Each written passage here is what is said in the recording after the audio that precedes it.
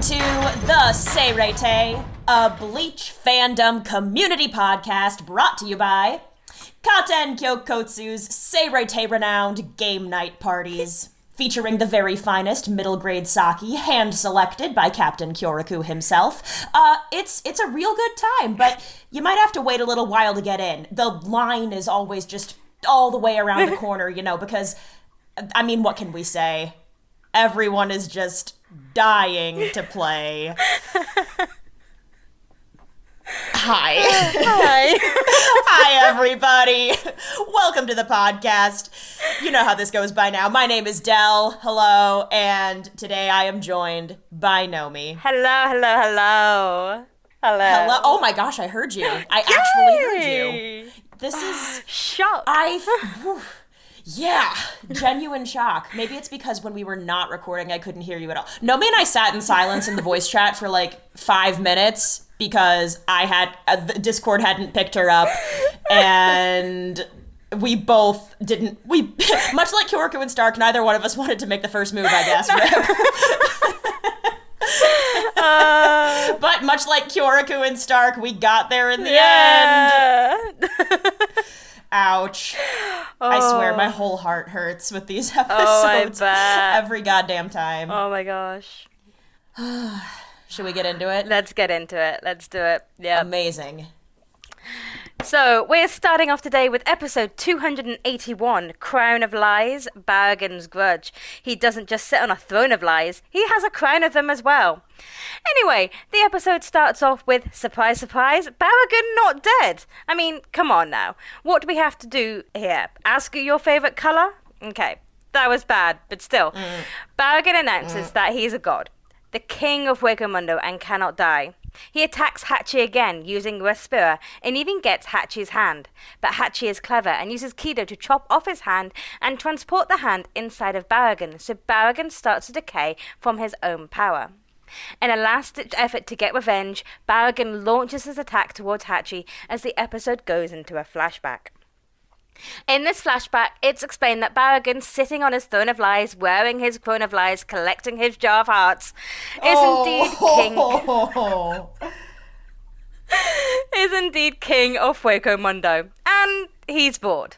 When who should turn up but Aizen, Tosin, and Gin, looking rather young in their captain's Hayoris, giving us a little insight of timelines. Aizen offers Baraggan great power and a whole new world. Aladdin, anyone? Which Baraggan scoffs at and tries to attack Aizen. But Aizen, it reveals... He's not that kind of romantic. There's no way. Sorry, carry on. But Aizen, it reveals, has already defeated all of Baraggan's subjects under the guise of Kyoka Sugetsu. And so Baraggan, with no option otherwise, concedes defeat, but vows one day to kill Aizen and reclaim his throne. Back in the present day, it is seen that the axe he threw towards Hachi wasn't intended for Hachi at all, and is aiming for Aizen. It doesn't get very far though, and disintegrates, along with Baraggan, as he is at long last dethroned, decrowned, and defeated. And delicious.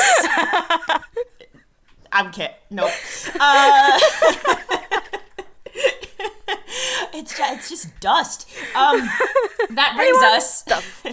You're done, right? That was the end. Yeah, I'm done. Yep. Jesus Christ. Okay, sorry. Good. We're good. Episode 282, Power of the Soul. Los Lobos attack. In episode 282, Love and Rose remark on the skill with which Hachi defeated Second Espada Baraggan. Again, delicious. Nope. But neither of them basks in their companion's victory for very long. Love keeps his focus fixed on Starrk, noting that once a comrade falls, a battle becomes about revenge. And this is especially scary because, as Rose points out, Starrk doesn't really seem like the type to care about that. Without missing a beat, though, Love and Rose both unleash their Shikai. Love's Tengumaru becomes a ludicrously huge spiked kanabo, and... y'all should have expected that this Rose might have some thorns, which is to say, Rose's Kinshara becomes a beautiful, agile golden whip. Love manages to land a blow on Starrk, who cascades down to the ground and is hidden temporarily by dust and smoke and rubble. And during this time, Starrk just kinda lies there? Lilynette berates him for zoning out, but Starrk barely acknowledges her. And so Lilynette decides to take matters into her own, hands, barrel, magazine? At any rate, she starts firing Ceros all over the dang place, giving away Starrk's position to Love and Rose, both of whom don their masks. Love unleashes a giant blast of fire, which once again crashes into Starrk and sends him hurtling downwards. Meanwhile, Hiyori and Toshiro get into a new argument about how best to fight Halibel, who Lisa is keeping at bay for the moment. Toshiro seems frustrated because he hasn't had the chance to learn about Hiyori and Lisa's fighting styles, but together, Lisa and Hiyori make the real state of affairs perfectly clear to Toshiro. Sure, Lisa and Hiyori have very little in common, but they both have a limited amount of time in which they can fight all out. It's the two of them, Lisa clarifies, and Toshiro on his own, even if they're facing the same enemy. We return again to Love and Rose, both of whom are feeling pretty good about the progress they've made against Starrk, but that's before Starrk returns, seemingly unarmed, but flanked by a whole entire pack of wolves. Starrk sends the wolf pack hurtling towards Love and Rose, who counter the onslaught as best they can. Rose delivers some tasty guitar riffs from his whip, because that makes sense, and Love, countering the wolves with his giant shikai, shouts to Rose that the wolves are actually Ceros that selectively explode. Things aren't looking great for this visored duo. Explosions abound and their masks break. Starrk descends, lamenting the fact that he now has to deliver a finishing blow. And then, seemingly out of absolutely nowhere, a blade, curved and dark and fearsome, pierces Starrk's chest, stopping him in his tracks.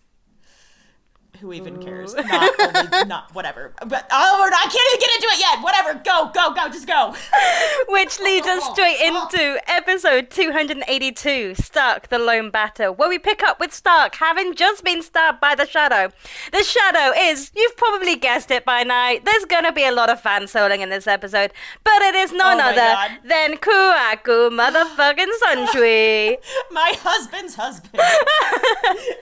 Sorry. No, I'm not. Who explains that his Zanpakuto likes to turn childhood games into a dangerous reality. So basically, this is the Squid Games portion of the anime. Everyone who is around his Zanpakuto has to abide by the rules of the game, including Kyōraku himself. I mean, talk about an entrance and an amazing thing to have hidden up his sleeve. The pair fight with Starrk sending his wolves after Kyōraku, but Kyōraku, using the spinning top game of Bushigoma, defeats them. Kyōraku then switches to Iru Oni and states the color grey and attacks Starrk's arm. Starrk is quick on the uptake and finally figures out the rule to this game. The person states a color that the other person is wearing, and damage is dealt based on how much color the person saying the color is wearing. So grey didn't do much damage as Kyōraku isn't wearing any. So Starrk tests his theory and says white, slashing Kyōraku on his back. Kyōraku congratulates him on correctly guessing the game, saying the riskier the colour, the more damage, and so takes off his Hiyori and says black, aiming for Starrk's hollow hole. I fully can't. I'd argue that the absence of anything isn't really a colour, but never mind. As Starrk falls, the episode flashes back, giving us some more timeline and origin story as Aizen in his Hueco Mundo outfit, well, the one he had before he changed when he moves around, approaches Starrk and asks if Starrk killed all the hollows that are around him. Starrk explains that hollows don't last longer around him, but as Aizen looks like the type of person not to die in Starrk's presence, he decides to follow him. In the present, Starrk apologized to Aizen for not being able to repay his debt, and the flashback we have next is of the first time he split his soul into two and met with Lilynette. As Starrk dies, Love and Rose berate Kyōraku for interfering in their fight. Sorry boys, I love you, but whatever you two had planned can't have been as cool as Kyōraku's. And the scene shifts to Lisa, Hiyori and Toshiro, who have now finally gone Shikai/Bankai and put on their masks. But as Starrk dies, Aizen decides to end it and approaches Halibal before slashing her across the stomach, saying that she is not strong enough to fight for him, before stating to Tosin and Gin that they are leaving now. Whew. Whoa. Wow. Oh my gosh. There were so many battles with a lot of steps to them that people were moving very quickly in their fights. After so much putting that off, by the way. Absolutely. And yeah, this was just a whole culmination of, we've been on these fights for a while now. And now, really, a long while. In the space of 3 episodes, they're all over. They're done. It's time to move on. Like, yeah. I wonder if that speaks to the fact that once characters who are this high level actually get serious, the battles move quickly, because there were a lot of episodes previously where these really high level characters even acknowledged verbally that they weren't taking things seriously yet. They were just getting ready. They were or potentially looking for ways to put this off or do this differently or learn about their opponents. And then once it's go time, it is fucking go time. Yeah. No, I can see that, because if we take Ichigo and Ulquiorra, I was expecting that fight to last a lot longer, but once we actually got above the canopy and the real fight began, it didn't last that long at all. No, it was 2 episodes? Something like that? Yeah, something like that. Yeah, and I think those episodes are, not that I'm in a place where I can really concretely pick out, these are my favorite episodes, with the exception, frankly, of 283, because A, it's a great fight, and B, that's one of my fucking boys, and we get to... I like the power and explanation episodes, I realize, actually, when you get to finally see what people can do. I think those are so fun and so satisfying. But those fast-paced, action-packed fight episodes, usually there aren't too many of them, but those episodes often tend to be my favorites in not just Bleach, but shonen in general, I find. Okay, yeah. It depends, because with these episodes, I am because of the manga anime differences. So that's fair. It gets very interesting and slightly confusing coming up. So there was... Okay. So, am I going to be disappointed? Maybe. No, rephrase. How disappointed do you think I'm going to be? Okay, fine. Much. Let's start with the anime and manga differences so I can decide for myself. Fine. We'll start with episode 281, where we've got Manga Chapters. I was so happy earlier this morning. We've got Manga Chapters 370, discussing a life from a god's perspective, and 371, Kingdom of Hollows. Manga anime differences.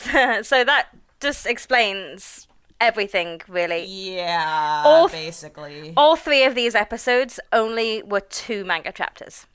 Those are 2 very boring chapter titles, if I may say so. They are. The first one is the most straightforward thing you can imagine, and the other one I find is quite predictable. Yeah. I think Kubo... I don't want to say I was bored of Baraggan, because granted, we spent maybe the last 2, you and Lethan, and then previously you and I, spent the past 2 episodes of the podcast highlighting at some point how cool Baraggan is, but I think at this point it's like, okay, dude, when are you gonna die? Really? You're still here? I guess death by old age is the slowest. That may not be true. That may not be true. Loneliness is pretty slow too, and that's not just because Starrk.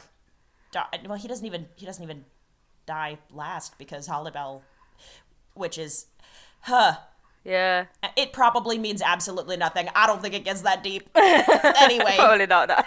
Anyway, so in the anime we had that tea party with Aizen and Starrk and Halibal and Baraggan.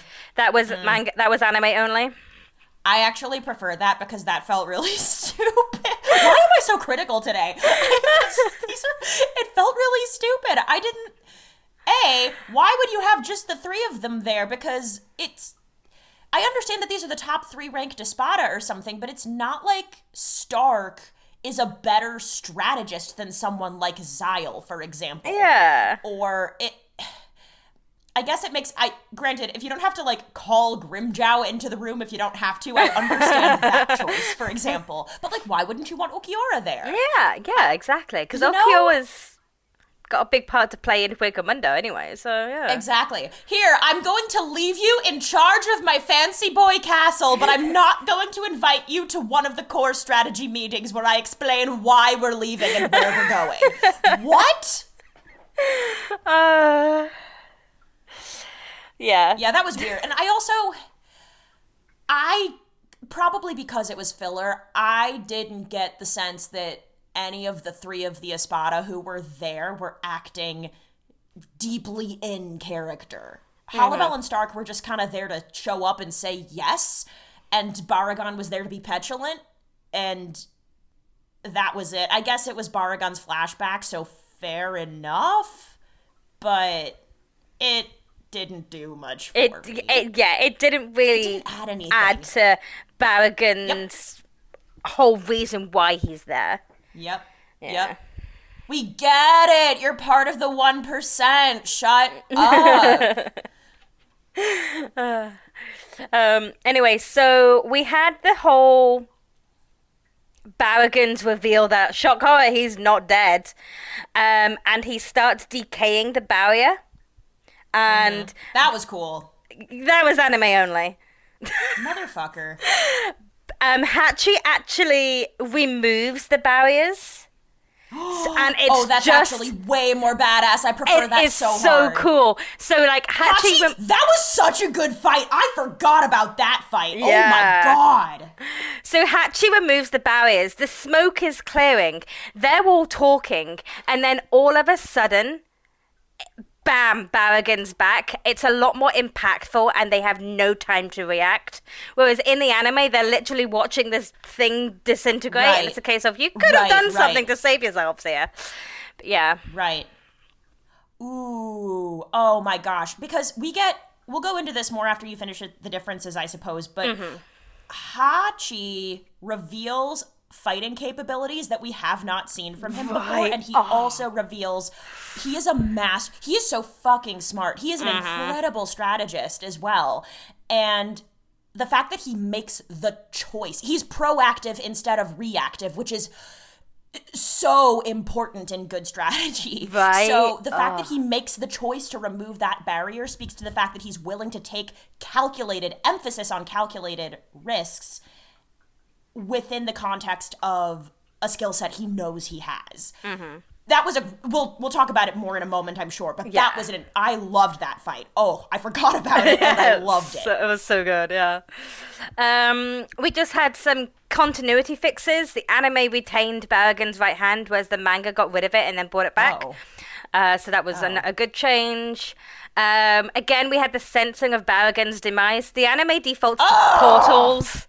Again, all with the portals, like, you know, Hachi's arm sticking out attached to a portal. No, in the manga, that was so silly. I saw that and I instantly was like, there is no way that's what it looks like in the manga. It was kind of cool. It was like kind of sci-fi, but... Yeah. I mean, it's still in the shield. It's still encased in that shield box. Yeah, because, why wouldn't he? Of course. He's a keto master. He's a healer. Exactly. Like, sure, fine, but...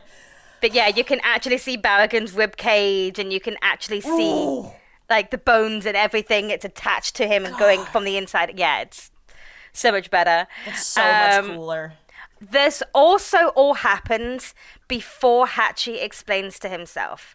So in the anime, you had the circle appear and then him just kind of slowly out. Yeah. And the whole it worked, but it was different to the manga. And the manga's in there fighting, and then Baraggan's like, wait, what happened to your arm? And Hachi's like, oh, it's inside you. And then it just slowly starts to like come out of him. Oh, man. Yeah. Sorry, my brain went to a place. Okay. I mean... I'm just thinking about logistics now, and it's not helpful. Yeah. Xyle isn't even in this episode. Speaking of hollow holes, we go to the flashbacks now, and you know the hollow that gave the liquid that hollows need water now to Baraggan. It looks as though they have frankly, I've forgotten. Yeah. I wasn't paying particularly close attention to this. It's a small, minute detail in which the anime gave them a ball of chain, thinking that the ball was a ball and not a hollow hole. So it was just like a really small, minute difference. I was like, anime can't read a book. Anime can't read a book anyway. Aizen doesn't introduce himself in the manga, which I thought was an interesting choice. Oh, I actually like that better. Mm-hmm. Aizen would be the sort of person to think he doesn't need an introduction as well. Exactly. Yeah. It's kind of like, this is so... there was... You know how... Have you ever seen Drag Race? Yeah, I've seen some. On the currently airing season... I can't remember the phrasing she used, but I don't even remember which queen it is. This is awful. One of the queens walked in and goes, like, of course, I need no introduction. And that's it, and she just walks in. I feel like Aizen has that energy so well. He really does. Of course, I feel like people often say, I need no introduction, and then proceed to introduce themselves. I could see Aizen dead-ass, deadpan, like, of course, I need no introduction. And then carrying on with whatever he's gonna do, and everybody in the vicinity is either Aizen's there to make people feel stupid anyway, so so it's still in this flashback. Anime Aizen says something really interesting when he's pitching his club to Baraggan. He says that he's almost finished with his research. Which is weird. The manga doesn't say this. The manga says nothing about him finishing his research. Oh, but really? If we Does it say anything about the premise that if you break down the barrier between Hollow and Shinigami, you can achieve greater power? Does it say anything about that? It said, basically, I can offer you a new power and a new world. Like, it didn't go into as much detail as the anime did. Oh. But this is interesting for one reason that I could find, and that is the numbering system of the facciones. Oh, okay. Grimjaw's facciones are numbered before Baraggan's facciones. Oh. So if Aizen's just turned up and he's like, oh, my research is almost finished, yet Grimjaw's jumped to the... Grimjaw was standing outside first, and he got to the front of the Apple iWatch launch line first, because his facciones. Whereas you'd think with what he says here, then Baraggan's would be first in line because he was the first Arrancar that he kind of recruited. So the timeline's a bit skew. Yeah, the timeline is a bit funny. I suppose, from an Aizen's research standpoint, what that indicates, right? Gosh, I guess it's also like shit on Grimjaw hours, which I'm so sorry. But there's no world in which Aizen is gonna look at Grimjaw and go, yes, this is the final form of everything I'm working towards. This is the pinnacle of holification / Shinigamification, whatever. Hogyoku can do no better. This is it. I did it. Hooray. Like, that's not Grimjaw to Aizen at all. So it indicates to me that he's still working on something. Yeah. A guy like Aizen is bound to have more tricks up his sleeve, you know? Oh, for sure, yeah. And then the last difference we had is that Baraggan actually getting in on the action and showcasing Kyoku's to get to powers a bit more. Whereas in the manga, it's literally just a case of there's no fighting. They don't converge. The hollows around them don't converge on the three of them. It's just revealed straight away that they're already dead, and you didn't see it because it was behind Kyoga. Yeah. I like that so much better. That is so much scarier. Yeah. And so much more decisive. Exactly. Yeah. It's like you had no hope from the moment I stepped foot in here. You know. Yeah, and it's a bigger, better fuck you to Baraggan.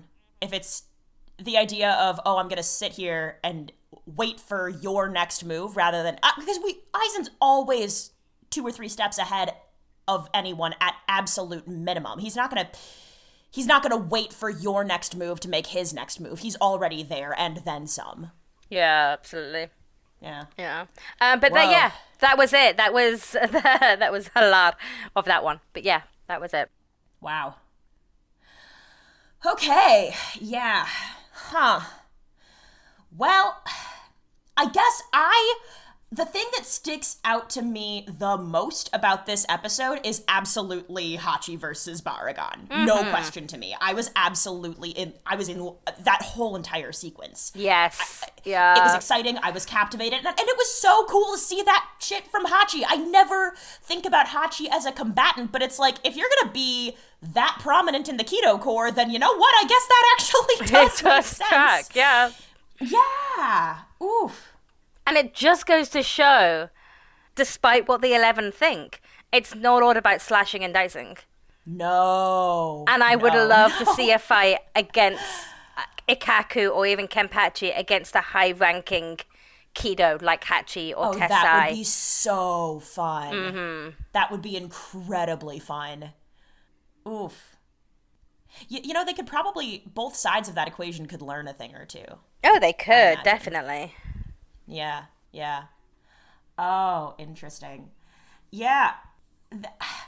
These 3 episodes, I'm realizing there is a bit of a theme that runs through them of, I think, maybe it's kind of just Hachi and Kyōraku, I guess, but they are 2 very central figures to the Shinigami, etc. side of this fight in these 3 episodes, which is, we've seen this one side of you for the entirety of Bleach up to now. And now you are in serious combat, and holy shit, we are seeing another side of you. That applies to both Hachi and Kyōraku. Oh, for sure. Yeah, definitely those little twists of, bam, this is who I can be if I really put my mind to it, or if the situation... And it's very matter of fact for both of them. What I liked, and correct me if I'm wrong. Ooh, okay. This is from Soifon. So Soifon states that she can only use her Bankai once every 3 days. Yes, yes. Thank you for saying that. I made a note of that and completely glossed over it because I was excited about Hachi. Yeah! So is this the first time we're hearing of some sort of physical limit on Bankais? Ooh, well, that's just it. We haven't seen a lot of Bankai, really. And I think the ones we have seen, the ones that we see a lot are very, well, I was going to say, certainly Renji's. I get the sense that Renji can just kind of, like, do his, bless him. He can just kind of go Bankai whenever and then hit things with it because his Zanpakuto takes this really big form. I betcha, nope, that's Shikai. I was going to say, I bet Love is similar, but that's Shikai. Yeah. God, that's Love's Shikai. What the fuck is his Bankai? Is Flaming Pickle, yeah. Flaming Pickle. It kind of does. That said, have you ever had spicy pickles before? Do you like spicy food? I don't like spicy food and I don't like pickles. Oh. Well, I like both spicy food and pickles quite a lot, and I think the pickles that have jalapeno infused in them are some of the most delicious pickles there are. Anyway, sorry, catch me flashing back to the new Captain Shusuke Amagai arc where they say he gets drunk off sake-flavored pickles when he passes out with Taki and Kyōraku. Guys, you don't have to watch that filler arc, but if you do, know that that's the kind of delight you're in for. Yeah. Oh. So yeah. Yeah, I can't think off the top of my head of another Bankai that has a stated limitation like that. Yeah, because we've seen limitations. Maybe we haven't. Byakuya's? Have we not? Where this is filler. Oh. So never mind about that one. I don't think... Geez, we haven't seen him in a minute, have we? No. I don't know that we have, because Byakuya's is another one. It's a different form, but effectively, his power takes the form of something vast that can cut you, and then it just does it. Mm-hmm. Death by 1,000 petal cuts, I guess. Yeah. Yeah, I suppose, like, for that, it's not really a physical time limit. It's more that I feel like Bankais would have a weakness to them. They must. I mean, I guess we haven't really confirmed this in Soyphone's case, but she is so used to moving quickly and nimbly, and I imagine she is slightly less good at that with her Bankai because it's just so big. And yeah, I assume heavy. Yeah. Jeez. But yeah, it was just an interesting thing to state that she can only use her Bankai once every 3 days, and it's that whole revelation gives us of like, oh, so yeah, we've now. You can see Soyphone is physically drained. She is struggling, having used her Bankai twice within the space of an hour when normally it takes 3 days to recharge. I also wonder, though, presumably, as people get stronger, they can get better at using their Bankai, and I wouldn't be surprised if, because Soyphone states that she's not supposed to be able to do this twice in one day, not by a long shot, but now she has. So maybe that limit is going to change in the future because, oh my gosh, it's kind of like what I said a couple of times when we were talking about all of those really intense fights for the Karakura gang back in when they were running through Las Noches to save Orihime, where all of these people haven't had to max out their powers in intense, high-stakes, life-or-death situations. And once they're up against those situations, they have to get stronger. They don't have another choice. The alternative is fail and die, or your friends die. And that's true of Soyphone in this case, too. The stakes, I'm sure, have never been higher over the course of the tenure of her captaincy, which we know is not that long. No. So... Yeah. Even if she's been training with her Bankai for goodness knows how long back in the relative safety of the Seirete, there's no way she's ever come up against anything like this and had to use her Bankai under such stress. Mm-hmm. And I mean, with such a sweet prize as Kisuke and a barrier at the end of it, then that's all the motivation she needs. And that's the thing as well, is bless Hachi, he would. I feel like he would. Uh-huh.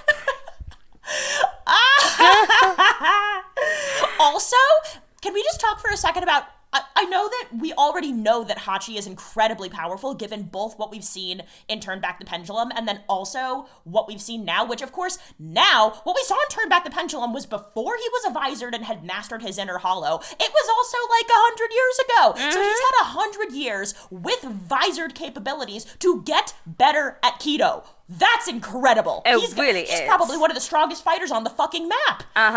But the idea that, because Kisuke is also a Kido master, the fact that Hachi is casually like, oh yeah, I can absolutely keep Urahara Kisuke inside a Kido barrier. I'm like, you know what, dude? I bet you can. And that is not something...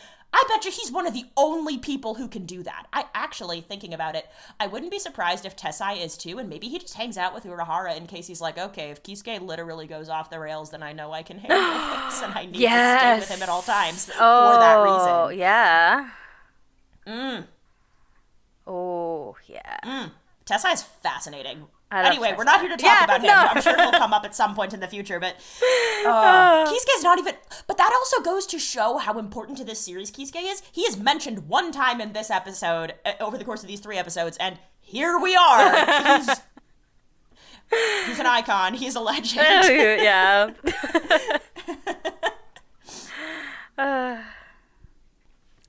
So I think the really only thing that I can take back from this episode is we've spoken a lot over the past couple of episodes is what are people's motivations for joining Aizen? Oh, yeah. Baraggan's was that / he was bored, but also for revenge. Like, he was defeated so badly by Aizen that the only reason he's in there right now, he's fighting for this cause he probably doesn't even believe in, is because he wants his throne back. Yeah. If his whole entire identity was tied to this role of king, Aizen literally came in and took his castle. Literally. Took his castle and remodeled it, by the way. Yeah, it's now actually got a wall and a roof. Okay, but I also made a note of that because here's the thing. Not necessarily better, because I think a Hollow's now... Another thing that was neat is that when Baraggan was just chilling before Aizen showed up, he was just in his release form, which goes to show, I think... That's kind of the natural state of an evolved Hollow. If you have all of this space, why would you keep yourself all stopped up and contained inside? Why wouldn't you just bop around Hueco Mundo as you truly are? You know? Yeah. Oh my god, because Aizen doesn't allow releases for Espadas number 4 and above inside Las Noches, so you know what? Once he built walls into ceiling, he then looked Baraggan dead ass in the face, haha, because he's a skull, sorry, and was like, sorry, you can't be in your release form, you have to go back to looking like a sad old man while you're inside my castle, ha ha ha ha ha. That's such a bitch move. Yeah, and I wonder though as well, like if the power of the Hogyoku is the thing that gave them the power to dial it back and become more human in the first place. So Baraggan, that's just Baraggan's natural state, but when with the power of the Hogyoku, that's when he can then become more human-like. I thought, maybe I'm wrong about this, but I thought the Hogyoku Aizen used to evolve Espada ahead of the timeline that hadn't evolved to Arrancar status yet. And Baraggan clearly had achieved Arrancar status already, and so had Starrk, and so had Howl. Grimmjow hadn't. And that's part of the reason I think he looks so animalistic in his release form, is because he... I think Grimmjow anyway. Yeah, because he was just a Nethujas. He was just Panther Boy. Yeah. I also think as well, does it have something to do with if they were a Vasto Lorde before? Do you mean had only achieved Vasto Lorde? A Vasto Lorde is the top one. So... Yeah, so Grimmjow hadn't. Yeah. And so Aizen used the Hogyoku to speed that process along prematurely. Whereas... someone like Starrk or Baraggan or Howl had already gotten there. Oh, so you're saying maybe the Hogyoku was then used for those people to be like, here's a Zanpakuto, I guess. Yeah, here's a Zanpakuto, here's a mask. Put some of your power here, calm down. Ugh, ew, I hate that so much. That's like, oh god. It's like, this is gonna not be on the same level of importance, I don't think at all, but it's you leave home and you go out into the world and you find your own aesthetic and sense of style and identity, and then you come back to your mom's house and your mom is like, oh no, by the way, I've kept all of the clothes that you used to wear when you were 16, and let's just say you still wear the same size as you did when you were 16, I don't know. And she's like, and when you're under my roof, you have to wear all of the clothes that you really liked, 10 years ago. That's you. I'm telling you that's who you are when you are under my roof, even though you know you're something bigger and better now. Yeah. It feels really, the way that he's asserting his power feels really gross. Yeah. Which is no surprise, but it still feels so gross. Yeah. You could also say that the Hogyoku has given masks to people. It has given masks to the Visors. They got the mask. It's also then given a mask for these top 3 to mask who they truly are. Get it? Oh, man. I mean, yeah. Yeah. Gosh, yeah, as I think another theme that I've noticed as we've talked over the course of probably ever since we finished the Soul Society arc and it was revealed that Aizen was not a good dude, I think a theme that I've noticed in our conversations is the extent to which Aizen really kind of fucked around and found out in Hueco Mundo. And he's not really found out yet. Like, he hasn't had any comeuppance, but he is imposing so much of what he wants on this place and on these people that we're already so something else. we keep seeing more and more evidence of Aizen doing things to people who live in Hueco Mundo or to Hueco Mundo itself that defy the natural state of being in that place. He comes in and he just imposes his will right and left all the time with no regard for the way, with no regard for anybody else's perspective. Yeah. Yeah. It's such a shitty thing to do. What a douche. Yeah. His critical thinking skills are actually not as good as he makes them out to be. Mm-hmm. Granted, I guess that's more... empathy? There's no way. He's not. He doesn't... Oh. He's so selfish and so single-minded. Mm-hmm. What a great villain. God, what a great Oh my villain. gosh. Oh. I love him. He's just so well written. Yeah, he's brilliantly written. I've said this before, but he just continually makes me so angry. Just viscerally, I feel in my body how angry he makes me after how many years of being a Bleach fan. And that indicates to me how well written he is. Oh my God. Hats off, Kubo. Jesus. But that is probably all I had for that episode. I just have one more thing. Okay. Which is very close to the end as Rose and Love are kind of gearing up to fight Starrk, and it's clear that we're going to be pivoting to that fight. Mm-hmm. When there's a bit, Starrk kind of like shoots Rose out of the sky, and then he and Lillinette the gun have a bit of a conversation. Mm-hmm. And I just...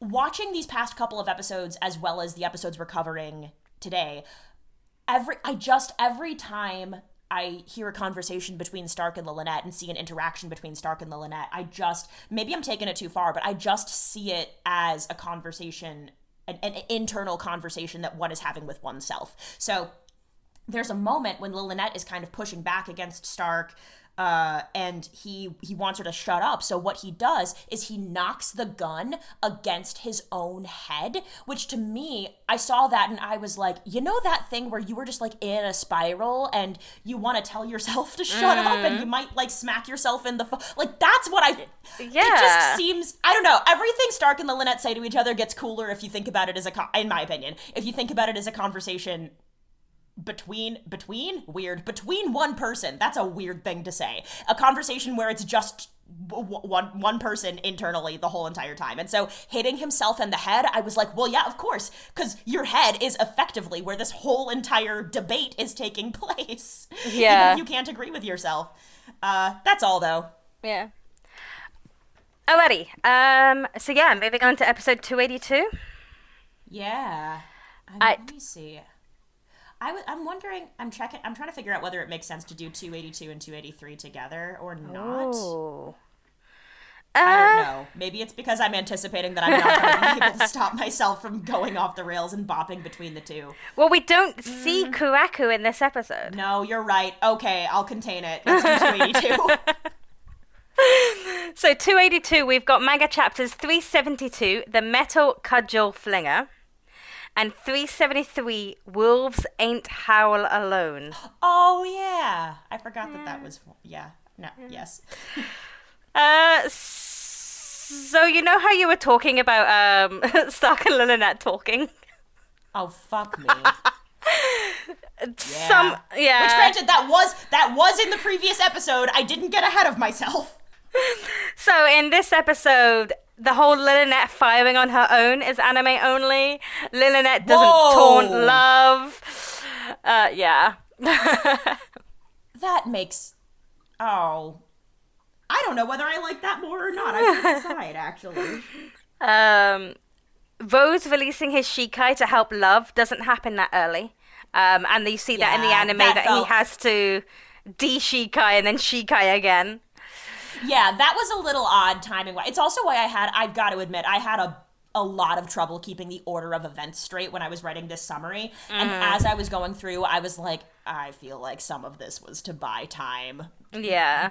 Yeah. Yeah. The whole Toshiro, Hiyori, Lisa versus Halabel scene, no, they don't even show up.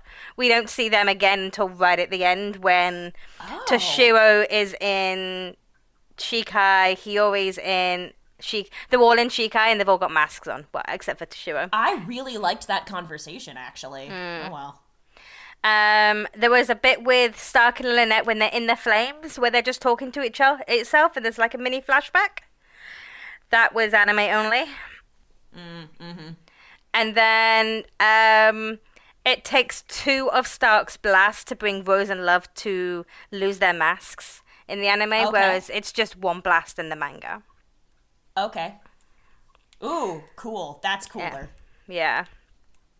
It makes them seem more powerful. It does. They were buying time super hard. They really were. Why? These 3 episodes could have been 2 episodes. I think it probably gave them more time to focus on the Kyōraku stuff. But yeah, I guess what... Yeah. 281 and 282 could have been an episode and then leave 283 just how it is. Exactly. Or no, even... Don't take time away, because I think, if I remember incorrectly, we'll get there when we get there, but I remember 280... Like, that all seemed pretty straightforward, relatively. Relatively. There might have been a little bit of... Yeah, okay. Yeah. Fine. But, if you also think about 284, which we've got next week, most of that is... I haven't watched that one in years yet.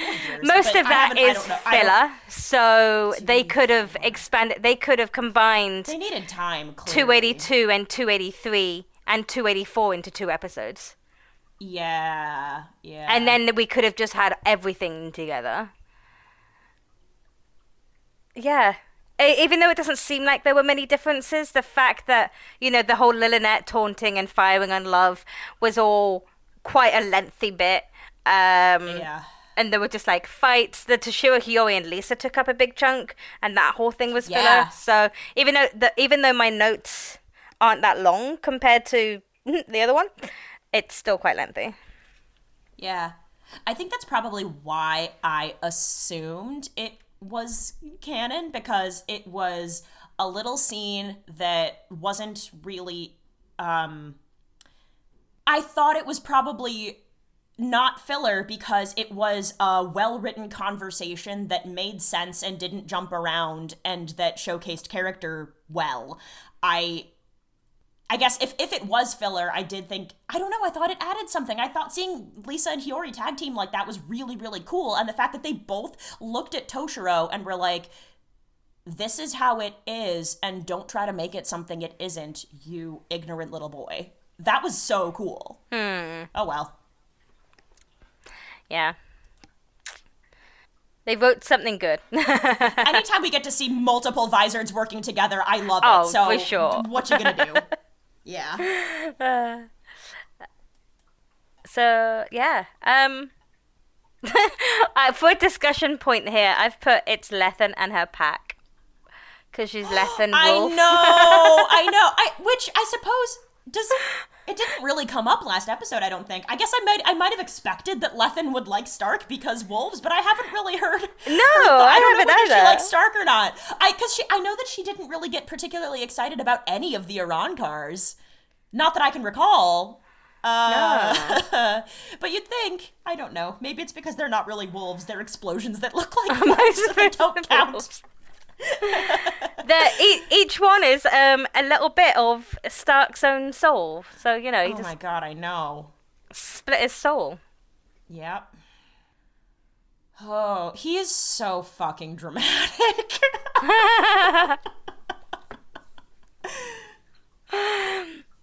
I'm sorry, is that it for are there more differences? No, there's no more differences. No more Oh, differences. wow, okay. Yeah. Okay, cool. So we can talk about this stuff now. Oh, yeah. Oh, jeez. He actually, his facial expression doesn't change, and it's not like his voice gets thick with inflection or anything.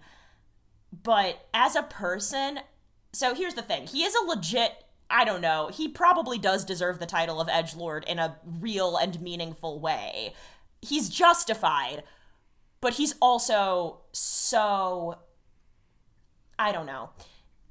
If it weren't more justified, it would be annoying, but because it is so...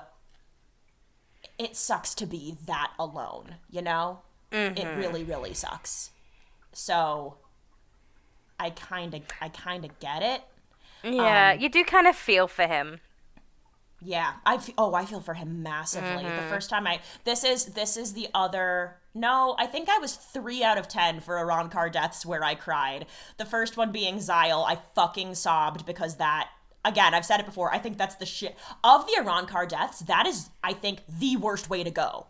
It takes so long, it's very unkind, it's painful, it's awful. And if you rely on your mind your whole entire life and then someone is like, oh, by the way, you can't move, you can't speak, you can't fucking do anything, you can't interface with the world, that sucks.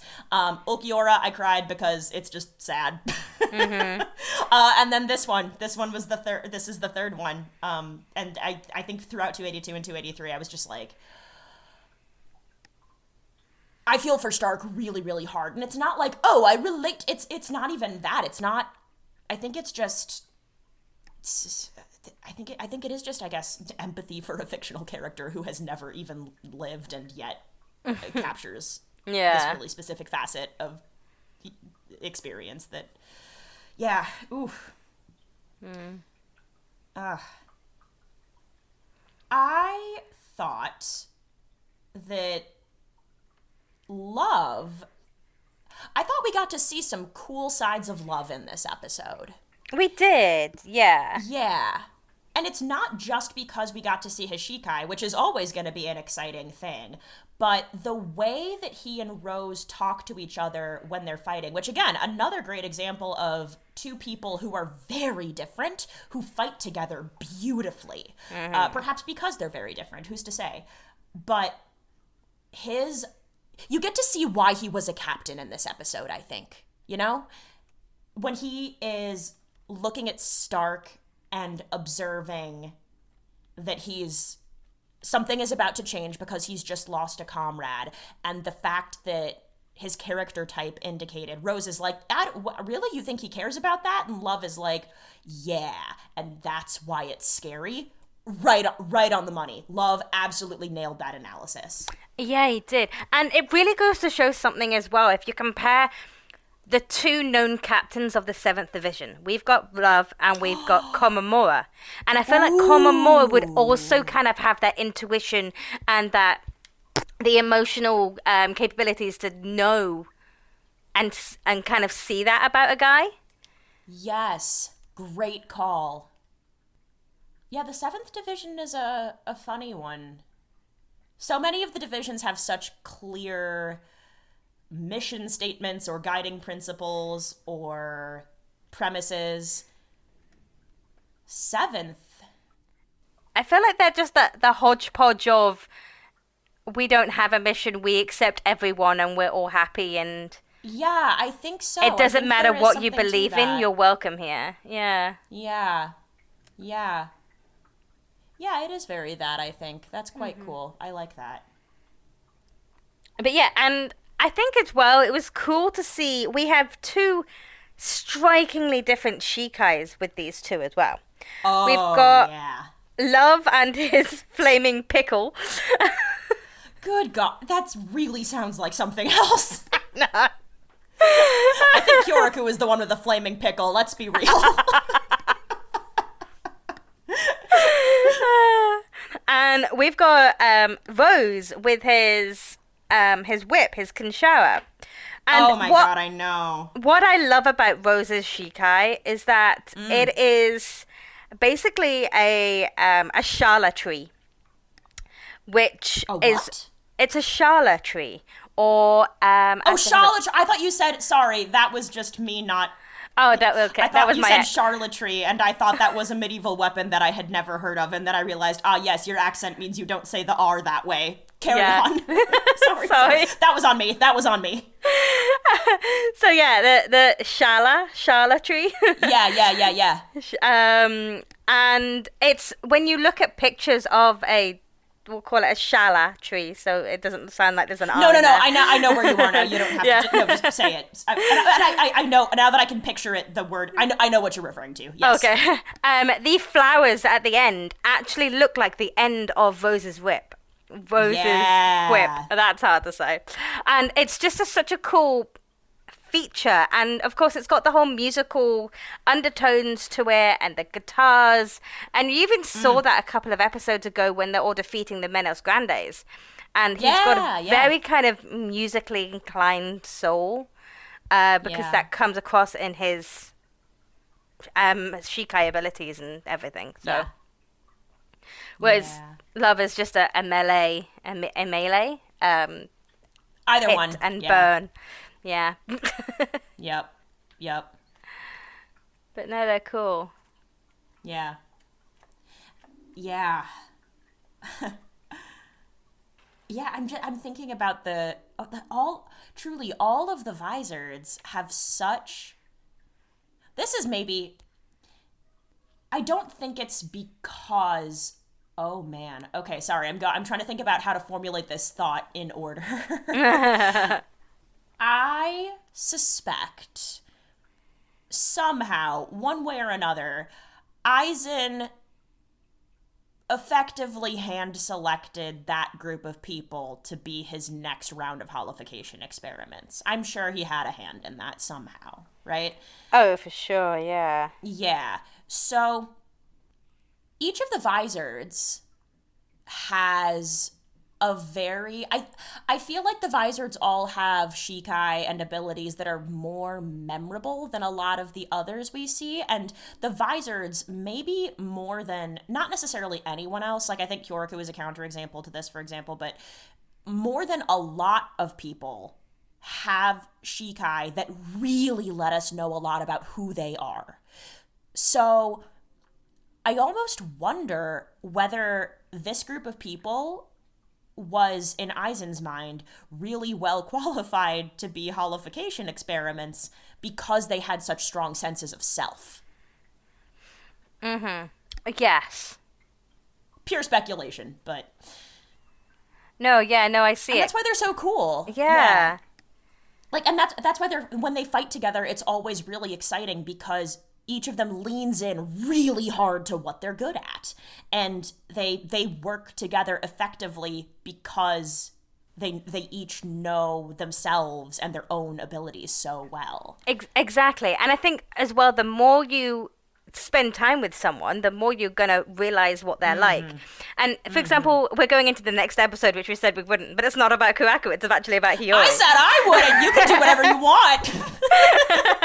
If you look at Hiyori has always come across, as we've seen her, as this impulsive, brash, rude, always kind of at people's heads. And then you see her Shikai, and it is exactly that. It is this sword with daggers and teeth, and it is that.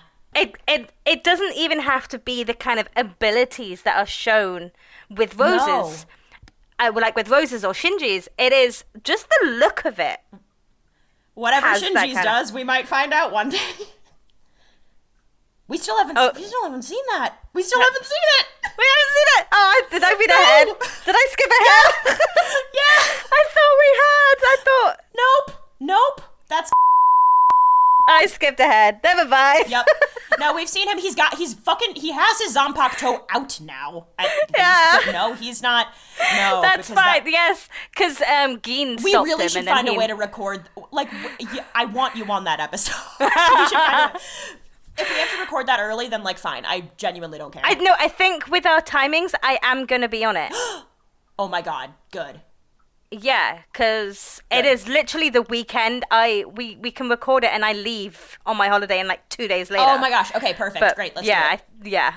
I will be there. I know.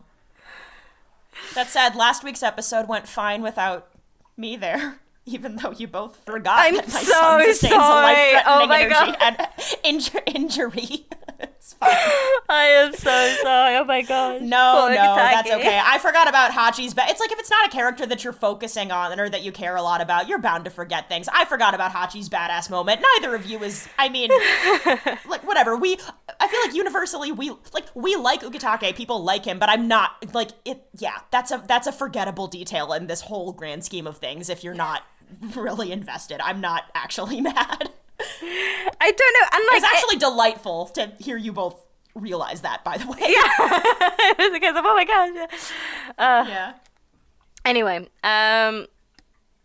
so yeah, we went on a tangent and just started speaking about Shinji. Oh god, yeah. I like seeing Rose and Love fight together. Both of them are cool. I like their powers. Yay. That's Yay. the button on that for me. It was great. I had a really good time watching them. I thought it was fun. I liked seeing their relationship earnestly.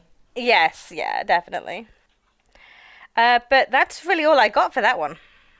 Yeah. I feel like we should...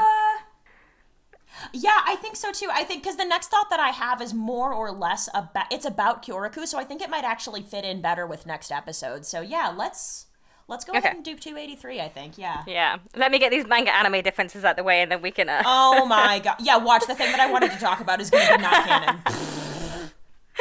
Okay, so manga chapters, we've got 374, Grey Wolf, Red Blood, Black Cloth, White Bone. Yeah, yup. God, I love that. Oh. And then 375, Execution, Extinction. Okay. Manga anime differences. I've written here Lilinet. Lilinet. Okay, Just yeah, Lilinet. that's fine. Yeah, that's fine. Because the reason is, after all the wolves blow up Love and Rose in the last episode, we don't see them again. They're gone. That's it. They're done. So the whole wolves conversation... Or Love and Rose? Both. Oh. Well, Oh. mainly the wolves. Wait, mainly really? the wolves. Okay, yeah. okay. Interesting. So the whole conversation with Kyōraku asking if Lilinet would disappear if he attacked the wolves is null and void. Because the wolves aren't there. They've already gone. Okay. Including the part where the wolves come out of the shadow later? Or... Yep, including that. That's anime only. Yep. No. Well, then, frankly, no wonder, because that was the one moment when Kyōraku was like, oh, whoa, I didn't see that coming. Shut up. Okay, we had a lot more playing around with Kyōraku. See what I did there? The manga goes straight into Color Demon, but that's again because of the wolves. Because there's no wolves to attack Kyōraku, he doesn't use Spinning Top, he doesn't use Giant on the Mountain, so he doesn't have to use those because there's no wolves.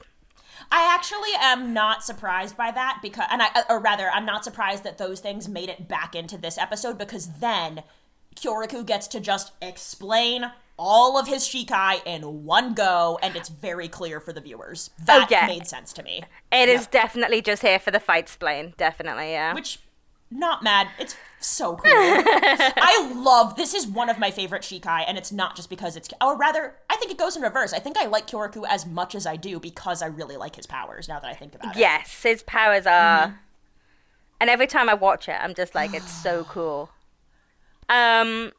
Anime brought Starrk's reminiscing earlier, so it was a little bit of backwards and forwards, toing and froing. And then in the anime, when we are fighting Halibel, Toshiro is in Bankai, whereas he's actually only in Shikai in manga. That's better. Yeah. Give the boy a rest. Right.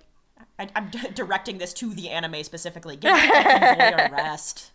Bless him. I know, like he'd lost almost all three of his pedals. Dude, can't go Bankai again. He's probably got a time limit on it. Exactly. That's a time limitation. Yeah. It probably takes a couple of days for his flower petals to grow back. And Yakuya looking at that like amateur. But yeah, that was it. But again, even though my notes are pretty small, the segments that were filler made up a huge chunk. Like the whole Lilinet fight, Lilinet talking, everything to do with wolves, you know. Yeah. Okay. Oh, boy. Okay. Alrighty. The floor is yours, Del. Oh, man. Well, Squeal away. It's less about that. I guess the first thing... I'll pick it up from that comment that I was going to make from the last episode and use it as a segue into this one, I suppose. Okay. Which is, so, you know the bit in the anime anyway, when Starrk has been hit by not Love's big flame thing yet, but just like a big old bonk on the head from the flaming pickle. I can't. And he's just kind of lying there. And there's a bit when, I mean, I know that this is probably not in the manga, but it's an instance of this feels like an insight into character that seems true. Lillinet says something like, I thought you were trying to avenge Baraggan's death. You're pathetic.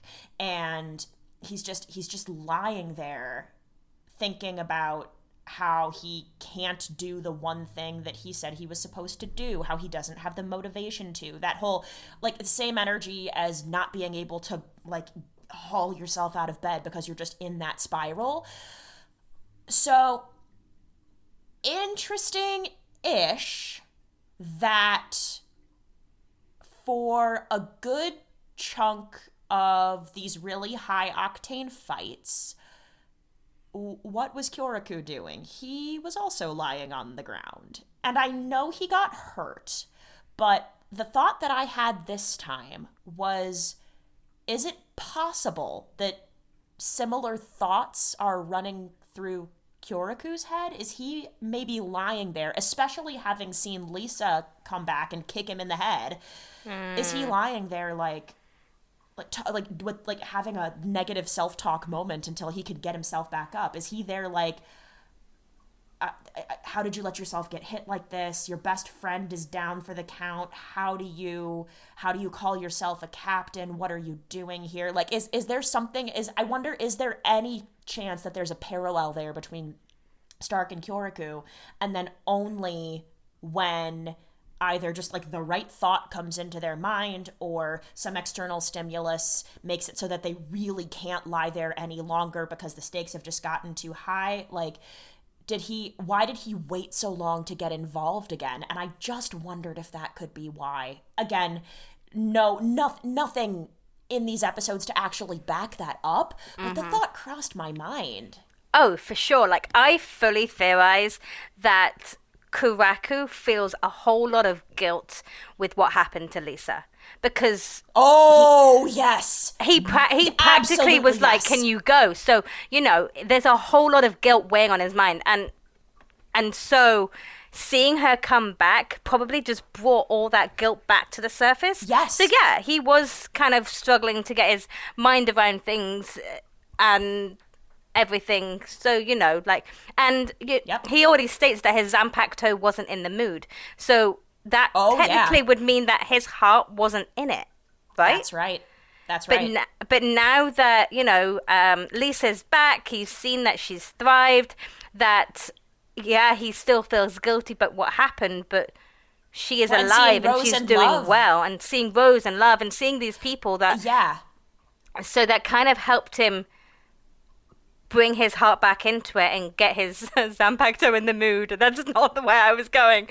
But... But I don't... No, but there... I feel like there is something to that, though, actually. Granted, is this the first time we get confirmed that his spirit is female, by the way? Yes. I don't know that we've heard that actually confirmed anywhere, which is another just like not necessarily, but it is when Starrk was so lonely that he split his soul into Lynette, he sort of generated a female person, and Kyōraku's like the other half of like Kyōraku seems to is a male identifying person who uses a male first person pronoun when he speaks about himself and stuff, and then his spirit is female identifying, and so there's another, both of them contain that duality as well, and that experience of personhood potentially. I just think they have a lot in common. It really sucks that they can't just hang out. I know. Because Kyōraku could also do it. Like, Kyōraku is powerful enough. Aizen was in a position where he could just kind of walk up and be okay with Stark's massive power levels. Kyōraku absolutely is strong enough to withstand that. 100%. Yeah. So we needed Kyōraku to find Starrk first, and not Aizen. Yeah, except Kyōraku would never bother going to Hueco Mundo and fucking shit. Like, he doesn't want that. Why would he do that? No, true. No point. Yeah. He doesn't have the time. Like, he doesn't have the energy. He would just, why? Why would he do that? There's no sake in Hueco Mundo. Oh my god, do you think that's true? They don't need sustenance. Like the whole tea party God, in you're Baraggan right. with the water. I'm like, what is that even Oh for? my Show? God, what a bummer. Yeah. Good point. Yeah. So that's my little segue thought, I suppose. Another thought I had was, it seems to me when Kyōraku first intervenes and Rose and Love are looking at it wide-eyed and slack-jawed, Love straight up says, "What is that?" Which I think indicates, even though he and Kyōraku, and I suppose Rose, but we know that Rose was such a new captain at the beginning of Turn Back the Pendulum. Yeah. So even Love, I got the sense that that Love hasn't seen Kyōraku Shikai before. It seemed like a surprise. Yeah, and I think, where would he have seen it? We've not had a fight like this magnitude where captains are working together. So, yeah, I think a lot of people won't have seen each other's Shikai or even Bankai unless they went around and said, hey, I'll show you mine if I show you yours, you know. Yeah. Yeah. True. Well, I suppose should we talk about Kyōraku's abilities? Is that worth doing? I suppose so. Like, I've written down here. Yeah. I've written down here that this is literally his inner child literally coming to play. Oh my gosh. Wait, that's cool. Yeah. So Kuraku's Zampak toe power is to turn childhood games into a reality. A dangerous reality, but a reality. Right. But who plays games but child? And we always speak about inner children. And an inner child is part of your soul. So this is literally Kuraku's inner child coming to the forefront. Yeah. It's also, in thinking about following that inner child thread for a bit, what can happen when you're an adult is your inner child can come to the surface in situations that you never learned to handle maturely. I'm explaining this in a super reductive way, and I don't have a psych degree or anything like that, but the idea that we also don't know anything about Kyōraku's childhood. No. But the idea that this power manifests in a dangerous way because something we do know about Kyōraku is that and this is gonna, he's such a complicated person, so I feel like everything I say about him is reductive, but he sleeps during the day and drinks a lot. And again, reductive, those are not necessarily signs of a well-adjusted person. So there are ways in which I think it is reasonable to speculate that there might have been some formative stuff that he needed when he was young that he didn't get. Whatever that is. And so now that he is an adult with Soul Reaper powers, he plays games that kill people. Yeah, I can see where you're getting at though, but so it's like he is living his childhood how he feels like it should have been lived. This is his way of getting that recognition, or maybe his childhood just simply wasn't that fun. Like, so he's getting to have the fun and be the lazy person without the pressure on him that he couldn't be when he was growing up. Yeah, it's that, or it's a coping mechanism that worked really well when he was growing up, and now that he's an adult, it's still kind of one of the only coping mechanisms he knows. For better or for worse. Yeah. Ah. Baby Kyōraku shirking his duties to go play spinning tops because he doesn't want to face the reality of what it takes to be who he was at that age. Yeah, genuinely. Mm-hmm. Genuinely. Wow. I guess I don't really have... This is another one where, I love watching this episode, and it just flies by so quickly. And this is one that I have rewatched a couple of times. And the explanations in the episode are so clear, I think, of what the powers do, and it's just cool. And all I really have to say about it is thing number one, it's cool, and then I guess thing number two, there's not much to expand on, but the idea that we get this insight into how ruthless and brutal Kyōraku really is / can be when he has to be, which then kind of also calls to light, to me anyway, because of course, the question of, you remember back at the end of the rescue arc when Yamamoto looked at Kyōraku and Ugetake, both of them in their Shikai, which can you imagine if fucking Yamamoto had to play the children's games if we'd gotten to see that part? God. Mad that we didn't. Genuinely mad that we didn't, because that would have been so fucking fun. But Yamamoto says that Kyōraku and Ugetake have abilities that work well together, so knowing that this is what Kyōraku Shikai can do, the question that comes up for me is always, so like thing number one, is there more of, because of course we got to see his Shikai for like 2 seconds, is there more of Uketake's Shikai that we didn't get to see that works well with Kyoraku's games? And what does, like, Uketake is this kind, nice guy, and he is supportive, and he's very fatherly, and it then makes me wonder, always, Kyōraku is his best friend, so he definitely knows about this side of Kyōraku. We can even say, and it's reasonable to say, we know that Uketake has seen his Shikai too, so this is his best friend. What sides of his personality haven't we seen if this is the guy he's been hanging out with most closely for 2,000 years? Yeah. Yeah. I just love how twisty and sneaky and unkind these powers are. I really like how no punches are pulled. Like, it's fun to watch, but like, it's not fun. It's so fucking real. These powers are so fucking real. And it's interesting as well, because he states that everybody within the Reatsu of his Zanpakuto has to play these games.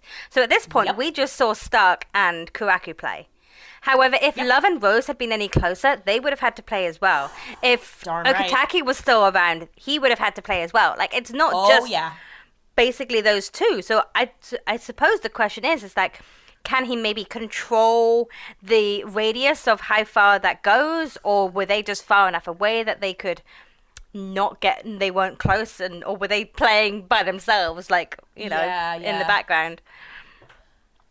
I imagine that they were, if they were in the radius, they just weren't important to the fight anymore, and so neither Starrk nor, frankly, once Kyōraku's in the picture, Stark's not gonna pay attention to Rose and Love anymore, I don't think, because he was just so fucking fixated. I mean, granted, at this point, it's like, sorry, dude, I guess you're not getting your wish at all, because he was so fucking obsessed with seeing Kyōraku's Bankai a second ago. Yeah.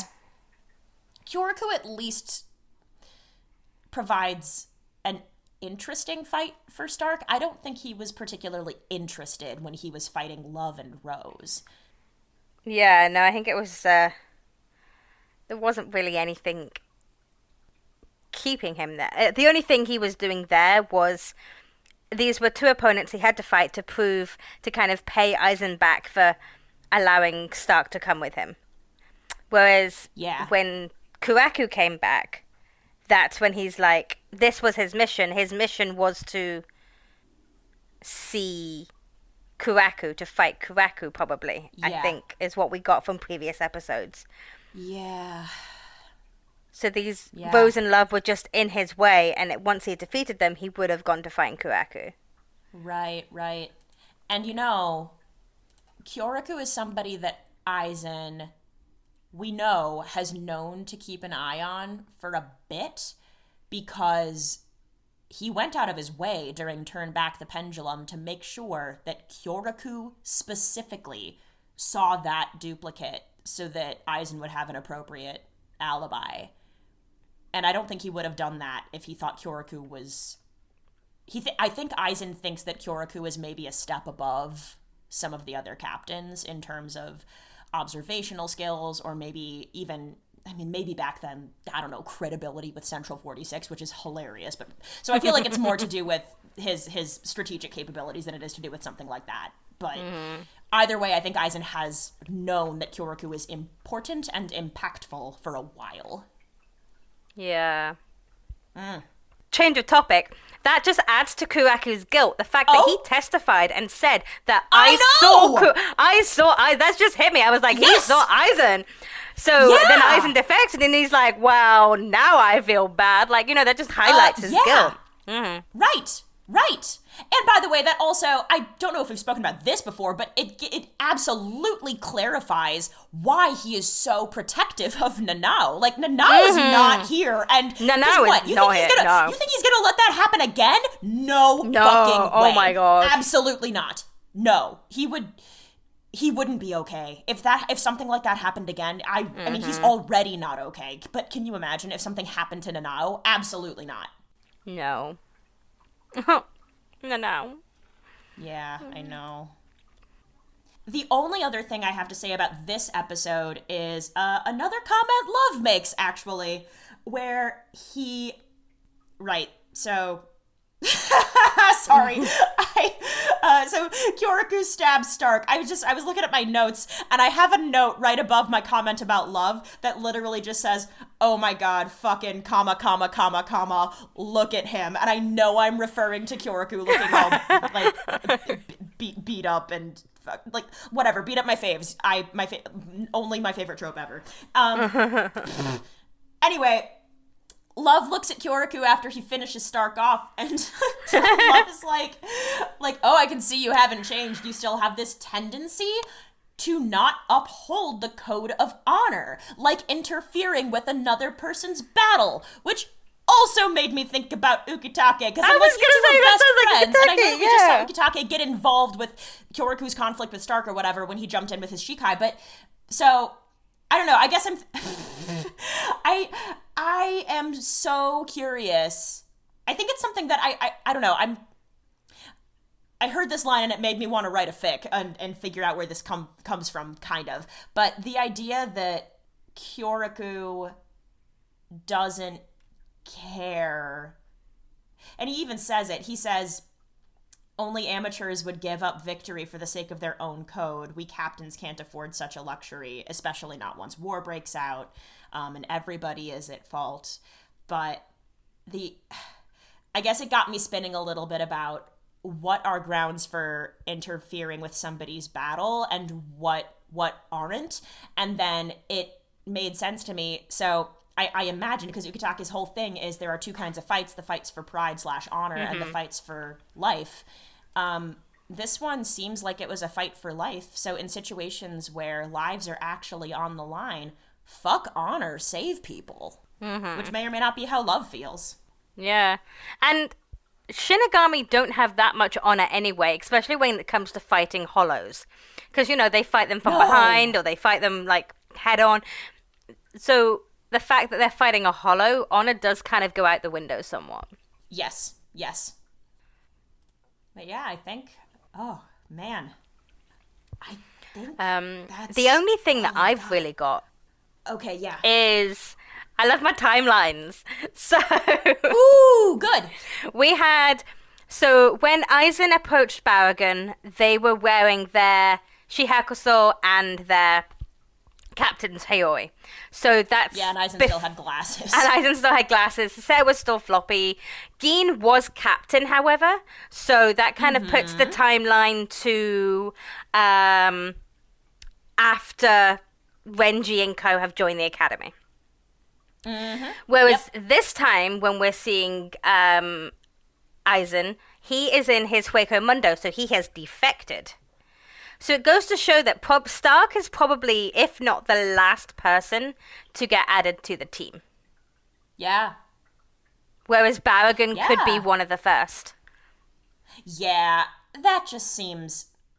It seems correct to me that Aizen would go, okay, you're the king of Hueco Mundo, gotta recruit you for... Because that's another thing as well, as I suppose, if this self-proclaimed king of Hueco Mundo...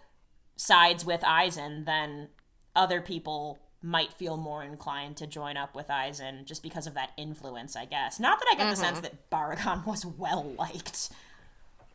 I think as well that maybe Aizen knew that in order to move to Hueco Mundo, he is going to need to get rid of any competition. And Baraggan, as a self-proclaimed king of Hueco Mundo, has territory and hold over pretty much the whole of Hueco Mundo. So this was Aizen Tosen and Gein's scouting mission to see if the move to Hueco Mundo was going to be possible so they could set up operations. They got rid of Baraggan, and then Starrk was one of the last persons to join, and subsequently gets number 1, you know. Yeah, I feel like that happens. Oh my god, I feel like that happens often where there's a person who is really, really powerful, and they're skilled, and other people recognize this, and then someone approaches them and says, hey, we're giving you this position of really, really high authority now. And they go, what?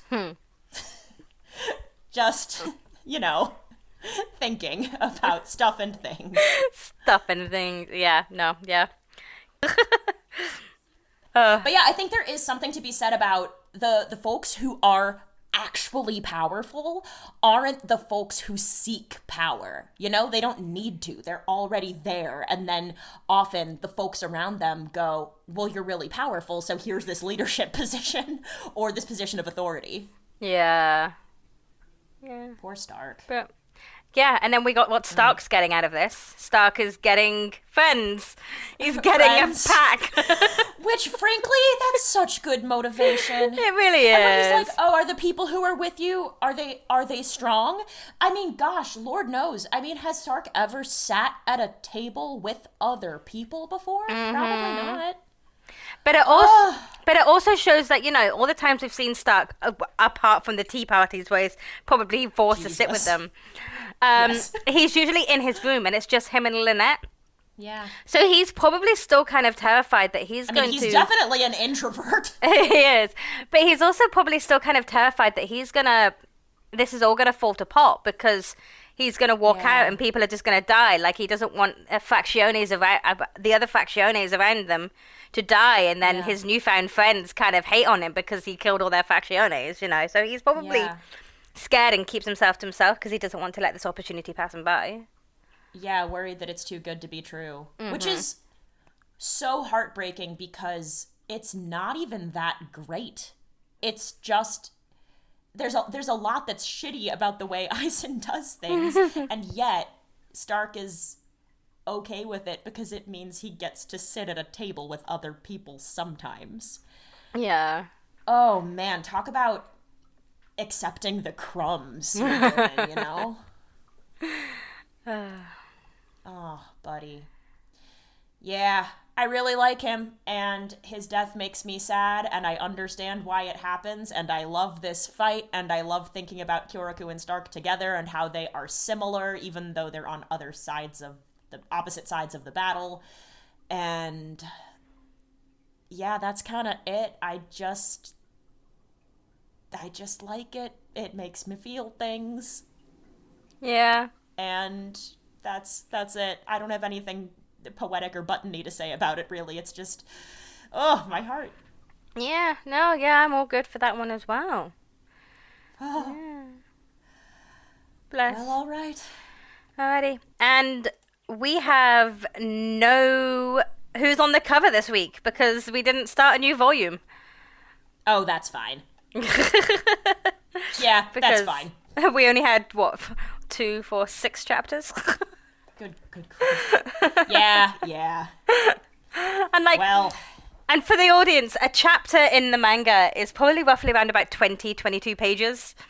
Yeah. Not that much at all. Yeah, I suppose I don't have great perspective for that all the time because I've only I don't own any physical volumes. I've read them online. So and in apps and stuff. Okay. I suppose that brings us to our Shinigami Cup Peroxide Edition. It does. Who wore it best this week, Nomi? I struggled with these so much, but my who wore it best is Baraggan and his self-proclaimed king title. He tried, but yeah, he didn't have much of a castle. No, it's open concept, okay? Yeah, open plan. It's very modern. Yeah. Mine this week is pretty literal. It's Kyōraku as he keeps taking clothes off. Like, with intention, it's not totally arbitrary. Like, thing number one, I realize this now, he took the kimono off because we get the sense that it does mean something to him, but it's less effective to play Iro Oni if you're wearing the kimono. It's less effective. It does. Like, because Starrk's not wearing pink. Why would you do that? There's no point. Starrk could just... Yeah, anyway. So yes, Kyōraku as he keeps taking his clothes off. Yep. Yes. Right, best ship this week. Starrk and his need for companionship. Oh, God! It's so strong, he creates another half. You know, he creates another him. Oh my God, that makes mine sound doubly stupid this week. Do you watch the after credits scenes? Yes. The little... Good, okay. Because my ship this week is Shinji's Osaka accent and Gin's Kyoto accent. I remember watching it and going, oh my God. A match made in Kansai. Because I've always known somewhere, living rent-free in the back of my mind, that Shinji has an Osaka accent. And I had never been able to pinpoint it until the end credits scene. And I was like, that's where it's from! Yeah. And it's a nice little breakdown for people who aren't familiar with that, by the way. Which it occurs to me, what do they do in the dub? What do they do in the... I want to find out now. That's so... Because neither of them... There's no such thing as it... I mean, not no such thing. The notion of saying, oh, I have an Osaka accent and you have a Kyoto accent doesn't make sense if you're speaking English in the same way. It doesn't land the same way. Oh, yeah. You know what I mean? Because they're both Kansai dialects, but it's like Gin says, like, what do you mean? I'm so much more refined. And which is the stereotype. That is the stereotype. Like, Shinji sounds like he's from a backwater place, which is another thing I fucking love about him. I'm going to investigate that later. I'm curious about the dub. Yeah, because I think they have different accents. Like, someone's got, like, a New York accent, or... I can't remember. Because I've seen the dub, and it doesn't sound to me... I've never really been able, in the dub, to place Shinji or Gin in a regionally specific way. Mm-hmm. Gin just kind of sounds... I could probably... Like, I feel like Shinji has a bit of a... Like, occasionally he chops the G off of the end of ing words kind of thing, which is what they do in the manga. But the idea of, because the way Gin speaks is like, what do you mean, Aizen? I'm over here. I'm exaggerating massively. And then Shinji is kind of just like I feel like when he's in the classroom, he's like, hi, Orihime, I'm over here. It's just like he's just being really, really loud when he's doing the persona thing. And then when he's serious, it's like, oh, what do you mean, Aizen? I've known about you since you were in your mama's womb. And it's just kind of that. It's just kind of, I don't know. I'm obviously impersonating them really badly. No shade to these voice actors. I'm so sorry. Oh my gosh, you both do a very good job. Yeah, they do. But yeah, no, it's interesting to hear how they translated that into that specific end credit scene into the dub. Yeah. Honestly, let me go to Crunchyroll. Oh no, wait, they don't. It's not going to be on Crunchyroll. I know. I just remembered because I was meant. Blah, blah, blah. Oh man, no, not fucking Shinji from Neon Genesis. Stop it. It does that to me every single time. I'm like, I do not need to have to specify which Shinji I'm Googling Google. Should know me by now. I should have. I'm also multitasking, to be fair. But, oh, hang on. Okay. Yeah, Roger Craig Smith. Yeah. Yeah, okay, I mean, he sounds like Sonic the Hedgehog. That's because he is Sonic the Hedgehog, but still.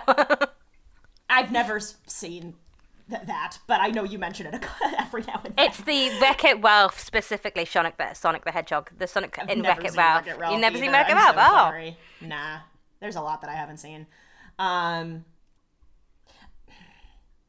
I just don't remember Shinji having a distinct accent in it's not like a Joey Wheeler situation. It's absolutely not that, you know? No, well, see, now I'm just on, sorry. Oh, some of these video links are taking me straight to the fandom wiki page. That's interesting.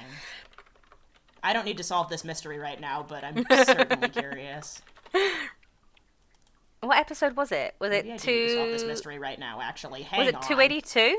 Yeah, I'm trying to find it in English, though. That's the... Yeah.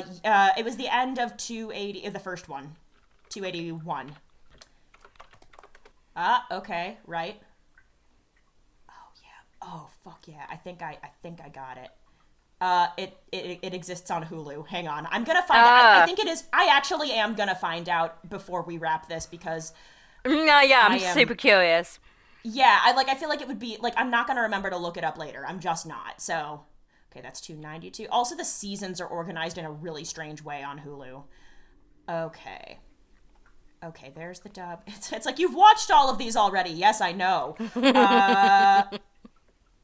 Oh, Money in the Bank. Let's go. Okay. Give me a sec. Okay, skipping past the ending theme. Which, by the way, if you've never heard Junichi Suwabe's cover of this, Grimjaw's voice actor of Echoes, it is so haunting. It is so beautiful. Ooh. Oh, here we go. Same region. Hang on a minute. Okay, this is pretty good. They don't really make it... Okay, here. Okay, I'm just going to read it. Okay. So, I'm not hearing a strong regional accent from either of these voice actors as they speak. Here we go. These are the words. What they say is... Shinji, Gin, you and I are both from the same region. We should get to know each other better. Gin says, I doubt you know anything about where I'm from. We're not even in the same league. Shinji says that's kind of closed-minded. Gin says, you're obviously coarse and lack elegance, which... no comment. And then Shinji says, that's it. I swear on my homeland I'm taking you down. But yeah, listening to them speak, they both just sound like they're general American in different fonts. Yeah. Yeah, neither of them sounds like, nobody sounds like, because that's true. Like, often when you're trying to replicate a Kansai dialect in English, in spoken English, you will go either, it's like American Southern, which again, reductive, the South is so huge and there's so much accent variation across the whole American South. I digress. You get American Southern or you get like Brooklyn sometimes. And I've never really seen anything but that to represent Kansai. There might be others. Listeners, if you know about others, please let me know, because you know I love this shit. But anyway, that took a hot second, and I think it's infinitely better in the sub, because you can make the joke about Kansai accents, and it actually works because they both actually have Kansai accents. Yeah. Okay. And Shinji saying, on behalf of my homeland, he doesn't have a homeland. He's been a nomad for the past 100 years. Yeah, exactly. Ugh. Speaking of being a nomad for the past 100 years, I also this is why we got to see Rose's powers this episode. I can't remember if I've said this on the podcast before or like just to you in general, but the idea of Shinji and Rose like getting to go and see the Beatles when they first come to Japan together. Shut up. Can you imagine? I love that. They just I love it so much. Like, it doesn't have to be the Beatles, but also like, why not? They were there. Right? No, yeah, they were definitely there for the Beatles. Every major kind of band that we've had in the past 100 years, they were there. Whether it was first Rolling Stones concert in Japan. They had front row standing seats only at Live Aid in 1980. Yeah! You know? They were there. Oh, wow, that really did things to my heart. Oh my god, they could have. Oh my god. That's cool. Yeah. Shit. Maybe they're in the sing-along to Bohemian Rhapsody.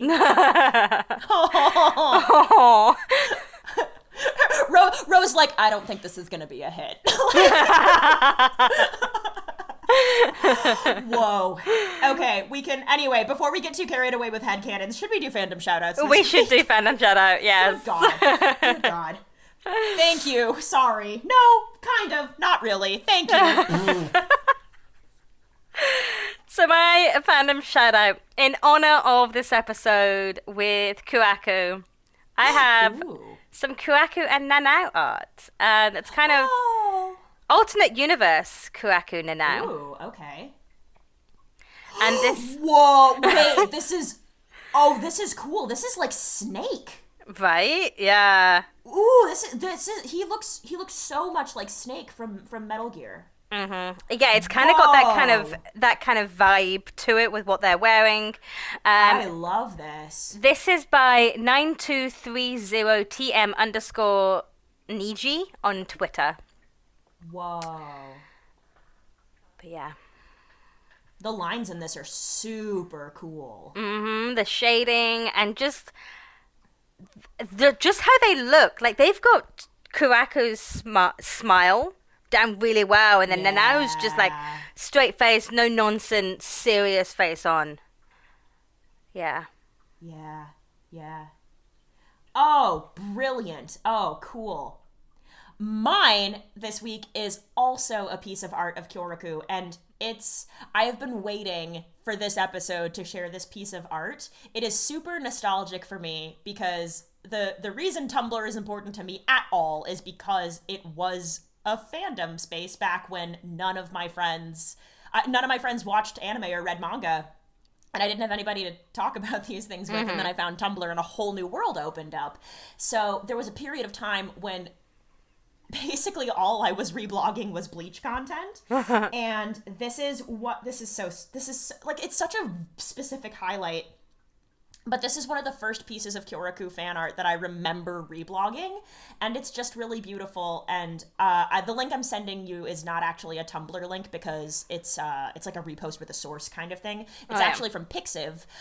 This artist is called Sharkin with 2 A's, and it's, oh man, the way it captures Kyōraku's attitude about his shikai, attitude about himself. It's mostly black and white, which I think references the way that he plays with color in one of his games. There's a set of arms kind of wrapping around, like feminine arms kind of holding his chest. It's so beautiful. So I've been waiting for the Shikai reveal to share this piece of art probably since this podcast began, actually. Yeah. This is one of my favorite pieces of Bleach fan art of all time. I just love it. It's so good. Like, the little pops of color from the green, the yellow, the blue, and the red, and like, is a Daruma? Is that what that is? Dharma doll. Yeah.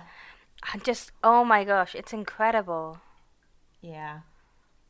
Although his hair's slightly Eisenish with the little thing at the front. Yeah. Anyway, he's got that though. He does. A little bit in the front. Yeah. But no, it is amazing. Oh my gosh. It almost looks like his hair is down here, actually, and like he's not wearing the ponytail, like it's just kind of falling. It's hard to tell because the arms are blocking where the ponytail might be, but I don't see. Yeah. I don't see the hairpins either. No, I don't. No. Yeah. He's so beautiful to me. I just think So he's a good. really beautifully designed character. Anything else, Nomi? No, I think we're good. Yeah. Wow. All right. Pour one out for my boy. Geez, oh my god, I feel like someone actually died. I'm losing it. Sorry. Someone did. We lost Starrk and we lost Baraggan and we lost Howl. Yeah. That's what I mean. I also realized I said my boy, and this is, like I've said it before, I have so many fucking boys. I was talking about Starrk, but I could have been talking about literally anybody. God. On that note, you wonderful souls, I think we're gonna call that the end of another episode. If you like what you heard and you want to get involved, you can find us by searching for The Seirete on Instagram and T Seirete on Twitter. Now, Ichigo and Rukia might reap souls, but we are hoping to reap some 5-star reviews, and that is where you come in. Make like our favorite orange-haired protector and go to iTunes and Spotify to rate us, review us, and make us feel like number one. Not Starrk, though, because he's dead. To those of you listening on YouTube, don't forget to be like Chad and give us that good thumbs up. We really appreciate it.